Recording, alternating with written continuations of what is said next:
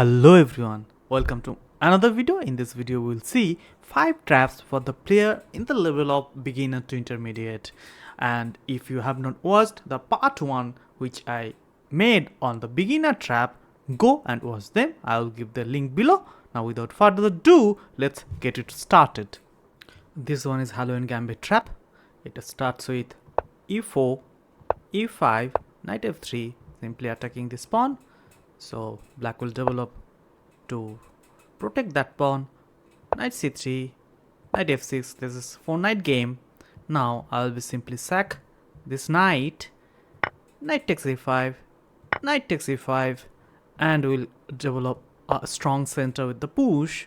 Now knight g6, further push, asking this knight go back. Knight g8, now h4 with the idea to dislodge this knight. h5 to protect that.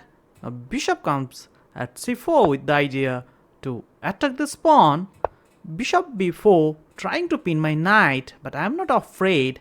I will first try to take the queen. Now you can see knight can't go here. With that, queen will come and will create tremendous pressure over here, and at some point can pick this pawn. So bishop will go back to protect the check, and now queen f3 with the idea to checkmate threat. And to save that, f6, and now queen d5 with the again checkmate threat. Black try to play d6 with the idea to escape the king through this route. Check, and now comes again check. Now comes again check. Now comes again check. Simply bringing this bishop with the check. Now knight takes and preparing the mate threat, and this is the mate. This is called 2-knight trap. It starts with e4, e5, knight f3, knight c6, and bishop c4, knight f6, d4, e takes d4, e5, knight g4, and now bishop takes with a check, king takes. Now knight g5 with a check, and with discover attack to this knight. Now once king goes back, queen is not going to take this one, rather will come here with a checkmate threat. Bishop b4 coming with a check and trying to defend this one with bringing the queen. c3 simply attacking this pawn.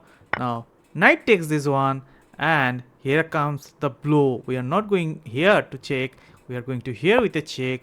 Now king goes here.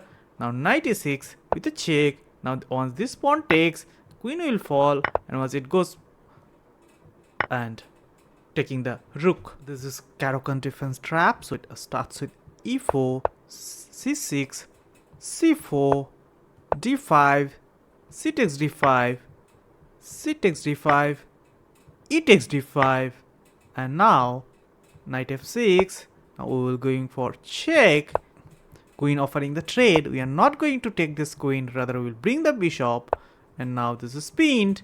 Knight will come to protect that. Pawn takes again for king, queen, and the king. On the other hand, this rook as well. This one is fried liver trap. So it starts with e4, e5, knight f3, simply attacking this pawn. Knight c6, normal stuff. Now bishop c4, eyeing towards this pawn. h6, not allowing the knight here, or maybe stopping this bishop in future, going here and stop pinning the queen. So now I will go for d4, attacking the center immediately. E takes d4. Now again offering another pawn. D takes c3. Now knight takes c3, and now bishop c5, and now sacking this bishop. King takes f7, and now comes with a check. Once it goes back, again check. Once it goes back, then check, and picking up the bishop.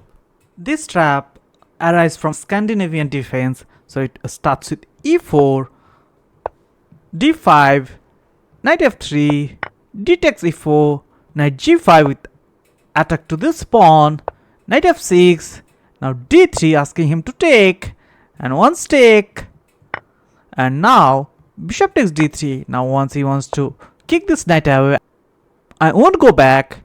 Knight takes f7. Now once king takes, coming with a check. Now he can't go back here because this queen will fall. He has to take. Once take, winning the queen and winning the game. Hope you learned all those 5 tricks and you can apply them in your game and win some quick game.